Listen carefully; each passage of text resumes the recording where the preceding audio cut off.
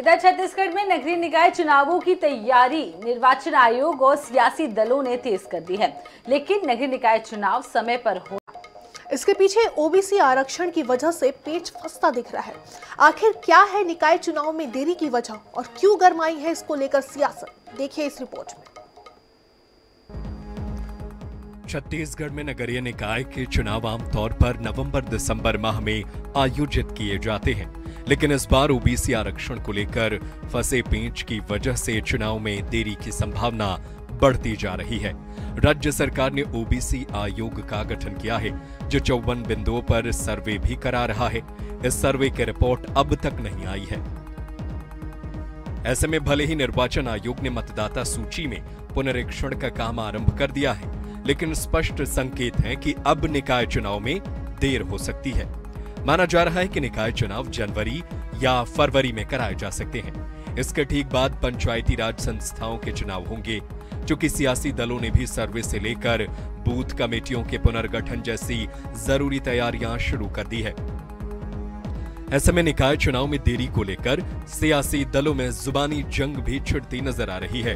उप मुख्यमंत्री और नगरीय प्रशासन मंत्री अरुण साव जहां आयोग, पार्टी और सरकार की ओर से पूरी तैयारी की बात कहते नजर आ रहे हैं, वहीं पीसीसी चीफ दीपक बैज का कहना है कि सरकार डरी हुई है। इस वजह से न वो निकाय चुनाव की प्रत्यक्ष या अप्रत्यक्ष प्रणाली पर फैसला ले पा रही है, न तारीख घोषित कर पा रही है, जबकि कई नगरीय निकायों के महापौर के कार्यकाल खत्म हो रहे हैं।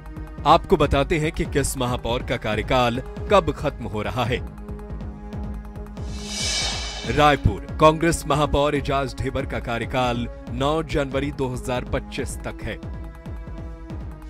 रायगढ़ कांग्रेस महापौर जानकी काटजू का कार्यकाल 5 जनवरी 2025 को खत्म हो रहा है।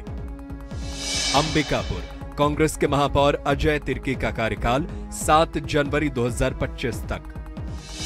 जगदलपुर सफीरा साहू का कार्यकाल 13 जनवरी 2025 तक अब बीजेपी में है। दुर्ग कांग्रेस के धीरज बाकलीवाल का कार्यकाल 8 जनवरी 2025 को खत्म हो रहा है। धमतरी विजय देवांगन का कार्यकाल 5 जनवरी 2025 तक। राजनांदगांव कांग्रेस की हेमा देशमुख का कार्यकाल 8 जनवरी को खत्म हो रहा है।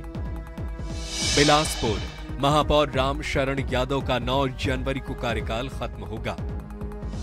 मनिंद्रगढ़ चिरमिरी कंचन जायसवाल का कार्यकाल 5 जनवरी तक।